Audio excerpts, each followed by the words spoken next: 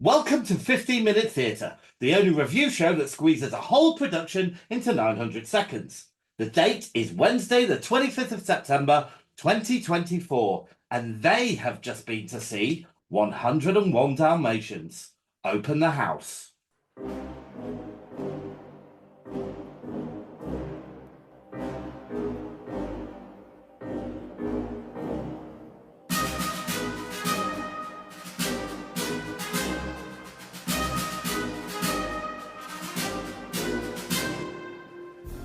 Okay, so how are you doing, Pam, first of all?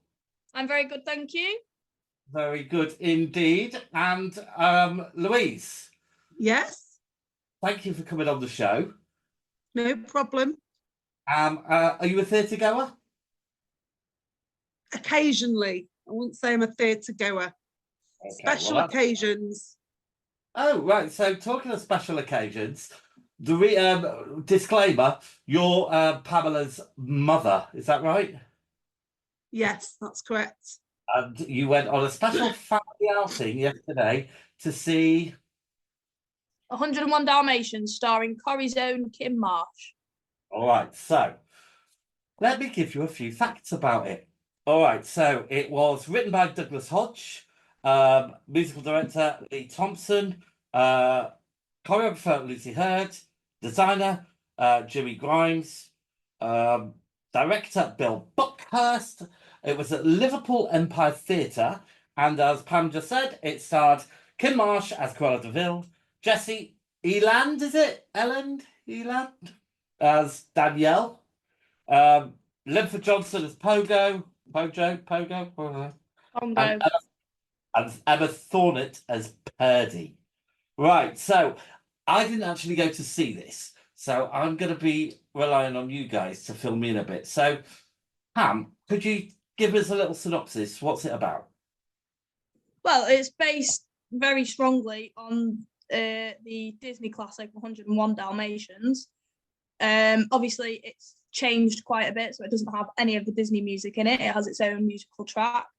And the story has some parts where it strays away, but basically the bottom line is that some Dalmatians are born, and an evil character, Cruella de Vil, is obsessed with their fur, the spots, and has decided that she wants to make a fur coat out of the puppies that are born. All right, brilliant. Thank you very much. So, Louise, did you like it? Yes, I did like it. Why did you like it? Well, because the characters drew you into the story. I already knew the story, but watching the way they work the puppets, you very quickly were taken in by the puppets and forgot that they were being actually manufactured by people. And you can actually, I imagine you could see the people, yeah, quite clearly. Yeah, You could see the people, were but you there, just but you forgot kind of they were forgot that there. they were there. Yeah, so a bit like, what was that one about the horse? Did you get Yeah, very similar. They did a similar thing. Guys, can I just ask you to lean back a bit because the microphone, it's really not, it's having a bit of trouble picking your voices up. All right, fantastic. So what was the staging like? How did you think it was staged? Staged as in the blocking, or staged as in the set design? Yeah, well, both really. Yeah, I think it was probably the best part of the production myself. It was very good set design. It was really, really thorough. It clearly had quite a healthy budget for the set design as well, because it was very impressive. It came in and out very quickly. Was it naturalistic, or was it kind of stylized, or what? It was semi-naturalistic, but in the same way that like a panto or musical would be naturalistic, and very, a children's panto would be quite, bright colours, quite happy, and then for the villain, very dark, dingy, caves, castles, things like that, but very thorough in the way that they did it. All right, brilliant. And Lou, what did you think of the music? Well, I was expecting to know the songs, so I think I was a little bit disappointed because I didn't know them. So that was a bit disappointing. although I liked the songs once I was listening to them. Right, so they grew on you. They were good, catchy songs then. They were good. Okay. All right, so let's get on to what just for So tell me a little bit about what do you think about the actual pacing of the story, the script and the narrative. Did it work, or was it a bit long? It was a little bit in places. There was things that was maybe unnecessary without getting into any spoilers or anything like that. But there was points and songs that were very unnecessary. And also came out of nowhere as well, like sad points that were being forced to be sad for no reason, and happy points that were being forced to be happy that just came out of nowhere as well. So there was a couple of like blaring plot holes, and I think if you've seen it, you'd know which part I was speaking about. That just literally came out of nowhere and was like, oh, okay, this is happening now, and had nothing to do with the story either. But other than that, what they did stick to was very good. It was like the bits that they'd added that didn't really make much sense, in my opinion. Okay, so they're kind of bulking it out a bit because you've got to get a 90-minute Disney thing, really, even though it's not Disney.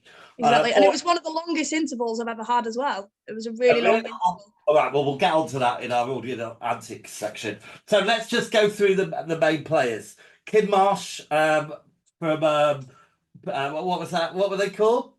Coronation Street. Coronation Street, and the popular band Hearsay with one hit.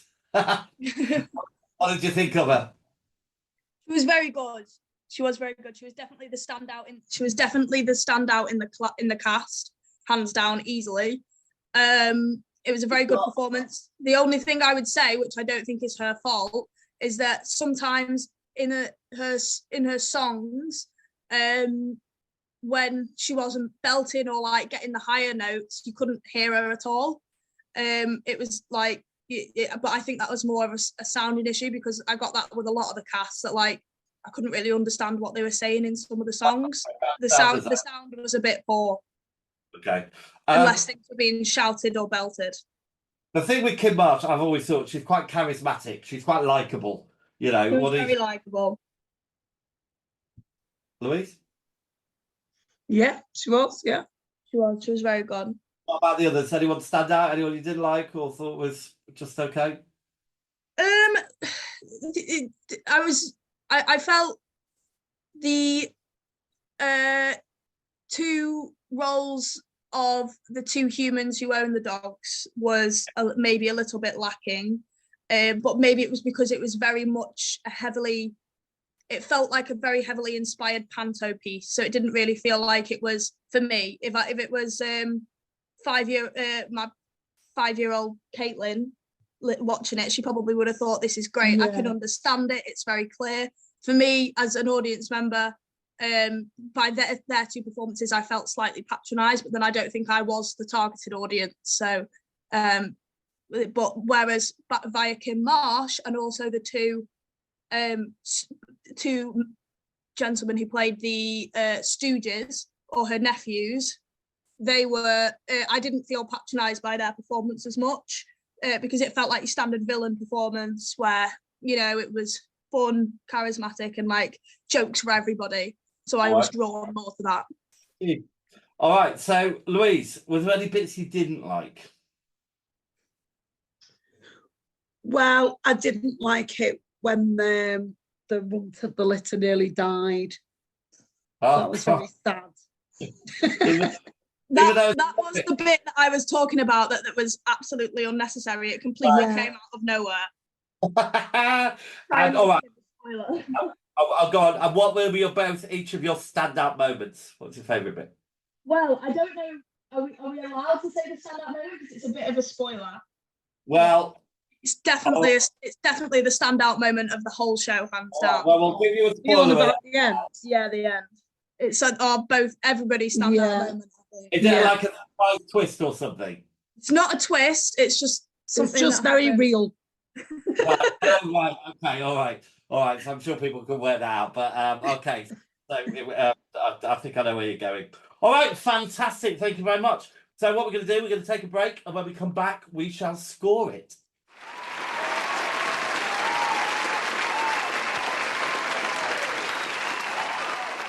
All right, so we are back, and it is our section of the show, which I like to call Audience Antics. One thing that was slightly irritating was people not sitting in the seats that they were allocated.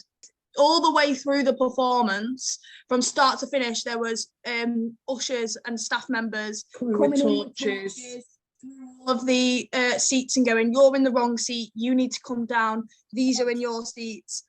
And that was like during the performance. And then obviously, as you can imagine, it was also a very child-dominated performance as well. That's obviously a northern thing. That doesn't happen in the London theatres. Yeah, so it was a very loud audience. It was distracting at times as well. Oh, raucous. It was a young audience. That's what I just wasn't said. It was a That's young why. audience. That's why the young people. Well, did anyone's phone go off and stuff? Yes. Oh, I didn't hear Yeah, there anybody's. was a few phones. Was it your mother's? No. Right, so we're going to score it. So, marks out of 10, please. So, Louise, out of 10. Performances. 8. Pam. 5. All right, and the story, narrative, plot. Pam. 5. And Louise. 7. Louise, staging. Pardon? Staging. How it was staged. 8. Technical things. 8. Pam. 8. Originality. Pam. 4. Yeah, 5. Louise, choreography. 6. I think. Are you counting the puppets as choreography? No, but we can do if you like. Yeah, because there wasn't many dances, but it was choreographed. 7 then. So I 7. think 7. Well, let's call it puppetry for 7, yeah? Yeah. 7 and 7. Sound of music? The sound. Music. 5. 6. All right. And was it worth it? Yes. Yeah, out of 10. Yeah. Oh, out of 10. I do this every time. 7. 8. Brilliant. All right, so while I add up the scores and work out the star rating, Pam, could you tell the listener what we're going to be reviewing next? Well, I think we did touch on it last week, but then obviously we ended up doing 101 Dalmatians. But in the near future, hopefully the next one will be And Then There Were None in Tarvin Community Centre, starring myself as Vera Claythorne. And we're running very low on tickets, so get your tickets in as soon as possible. Right, so I can reveal the score. The 101 Dalmatians gets a star rating of 3.21 stars, which puts it at the bottom of our leaderboard, but there's only a couple on there at the moment. Book of Mormon, just to remind everyone, got 3.42 as well. So 3.21 this one got, so just slightly lower. All right, but it sounds like a good show, all by all means. So have you enjoyed being on the show, ladies? I thought the Book Yeah. of Mormon got 3.9. I suppose we said because we said nearly a 4-star. I read the wrong one. 3.9 for Mormon, sorry. 3.42. I was going to say. Oh, it's a faux pas, but luckily, did you hear that sound there? That was the theatre bell, which unfortunately means we've run out of time. But hopefully, we'll be speaking soon. So, all's left to say is that the curtain's down, the theatre's dark, and that was 15-minute theatre. Good night. Bye. Bye.